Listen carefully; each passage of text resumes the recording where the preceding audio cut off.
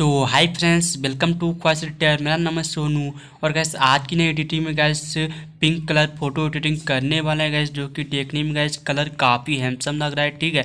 सो gas अगर आपको भी इस तरह से फोटो एडिटिंग करना चाहते हो तो गैस वीडियो को शुरू से लेकर लास्ट तक जरूर देखना। एंड गैस चैनल पर पहली बार जुड़े हैं तो चैनल को सब्सक्राइब करके बेल आइकन को प्रेस जरूर कर लें, क्योंकि गैस ऐसे ही प्रोफेशनल फ़ोटो एडिटिंग लाते रहता हूँ और लाते रहूँगा। और गैस अगर वीडियो पसंद आए तो वीडियो को लाइक करना ना भूलिएगा। सो गैस वीडियो को स्टार्ट करते हैं।